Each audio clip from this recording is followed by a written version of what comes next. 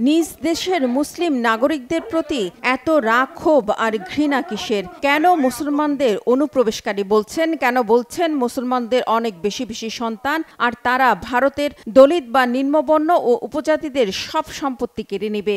গেল দুদিন ধরেই ভারতের মুসলমানদের বিরুদ্ধে এমন সব ভয়ঙ্কর বিদ্বেষপূর্ণ আর ঘৃণার বক্তব্য দিয়ে চলেছেন কট্টর হিন্দুত্ববাদে বিশ্বাসী দেশটির প্রধানমন্ত্রী নরেন্দ্র মোদী। আর এরপরেই এখন চরম উত্তেজনা ছড়িয়ে পড়েছে ভারতের রাজনীতিতে। ক্ষোভে ফেটে পড়েছে ভারতের মুসলিম সমাজ তো বটেই, কংগ্রেস সহ দেশটির বিরোধী দলগুলো। তাদের প্রশ্ন, শুধুই কি ভোটে জয় পেতে, নাকি ভারত থেকে মুসলিম খেদাও ষড়যন্ত্র এটি? নাকি আবারও হিন্দু মুসলিম সংঘর্ষ চান 2002 সালে গুজরাটের ভয়াবহ দাঙ্গার পেছনে দায়ী নরেন্দ্র মোদী? এমন প্রশ্ন তাদের।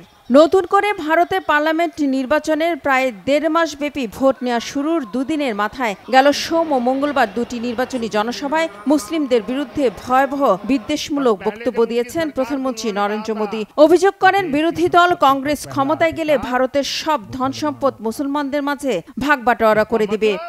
ये संपत्ति इकट्ठी करके किसको बांटेंगे?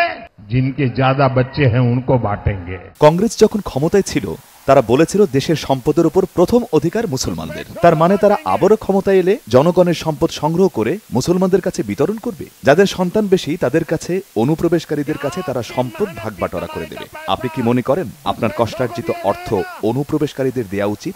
আপনি কি এটা মেনে নেবেন? প্রধানমন্ত্রী নরেন্দ্র মোদীর অভিযোগ, ভারতের নিম্নবর্ণ আর অন্যান্য উপজাতীয়দের অধিকার কেড়ে নিয়ে মুসলিমদের দেয়া হচ্ছে।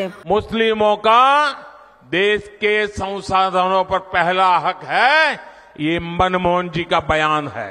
দলিত, অনগ্রসর শ্রেণী এবং অন্যান্য উপজাতি সম্প্রদায়ের জন্য দেয়া সংরক্ষণের অধিকার ধর্মের ভিত্তিতে কেড়ে নিয়ে কংগ্রেস ও ভারত জোট মুসলমানদের দিয়েছিল। প্রাক্তন প্রধানমন্ত্রী ডক্টর মনমোহন সিং বলেছিলেন যে দেশের সম্পদের উপর মুসলমানদের প্রথম অধিকার রয়েছে। কংগ্রেসের চিন্তাভাবনা সবসময়ই এক, তারা ভোট ব্যাংকের রাজনীতি করে। প্রধানমন্ত্রী হয়ে দেশের সাম্প্রদায়িক সম্প্রীতি বজায় রাখার বদলে নিজ দেশের মুসলিমদের বিরুদ্ধে মোদীর এমন মন্তব্যে চটেছেন ভারতের বিরোধী দলগুলো। তারা বলছেন নির্বাচনে হিন্দুদের একচেটিয়া ভোট পেতে সাম্প্রদায়িক দাঙ্গা ছড়িয়ে দিতে চান নরেন্দ্র মোদী। প্রধানমন্ত্রীর এমন মন্তব্য অত্যন্ত অসম্মানজনক। নরেন্দ্র মোদী বলেছেন যে কংগ্রেস পার্টি দেশের সমস্ত সম্পদ নিয়ে যাচ্ছে এবং মুসলমানদেরকে দেবে।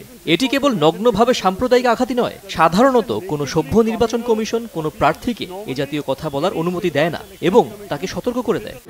অবশ্য এবারই প্রথম নয়। প্রতিবার নির্বাচনের আগে বেশ জোরালোভাবে ভারতে ইসলাম ভীতি বা ইসলাম বিদ্বেষ ছড়ানো হয়। বিশ্লেষকরা বলছেন টানা তৃতীয়বার নির্বাচনে জয় পেতে প্রতিবারের মতো এবারও মুসলিম বিদ্বেষ ইস্যুতে নানা তথ্য প্রচার করছে মোদীর নেতৃত্বাধীন বিজেপি ও তার শরিক দলগুলো। এরই মধ্যে নির্বাচনের আগে বিতর্কিত নাগরিকত্ব আইন সিএএ কার্যকর করেছে নরেন্দ্র মোদীর নেতৃত্বাধীন বিজেপি সরকার। মূলত এই আইনটিকে মুসলিম বিরোধী বা মুসলিম খেদাও আইন হিসেবে বর্ণনা করেছেন খোদ ভারতের বিরোধী দলগুলো সহ বিশিষ্ট নাগরিক, মানবাধিকার কর্মী ও বিশ্লেষকরা। ভারতের মানবাধিকার গোষ্ঠীগুলো বহুবার অভিযোগ করেছে নরেন্দ্র মোদীর শাসনামলে দেশটির মুসলিমরা বৈষম্য ও নির্যাতনের শিকার হচ্ছে। মুসলমানরা কার্যত ভারতের ভেতরেই দ্বিতীয় শ্রেণীর নাগরিকের মতো জীবনযাপনে বাধ্য হচ্ছে বলে অভিযোগ করেছে মানবাধিকার গোষ্ঠীগুলো। বিজেপি অবশ্য এই ধরনের অভিযোগ আগাগোড়াই অস্বীকার করে এসেছে, কিন্তু নানা গবেষণা ও পরিসংখ্যান বলছে ভিন্ন কথা।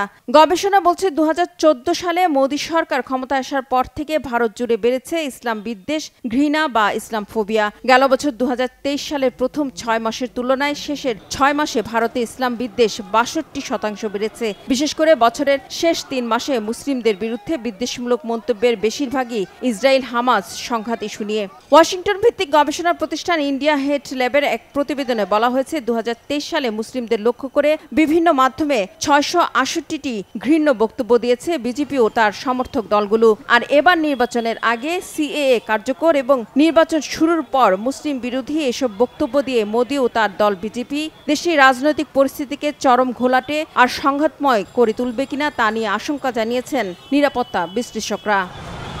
রিফাত জামান, বাংলাভিশন নিউজ ডেস্ক।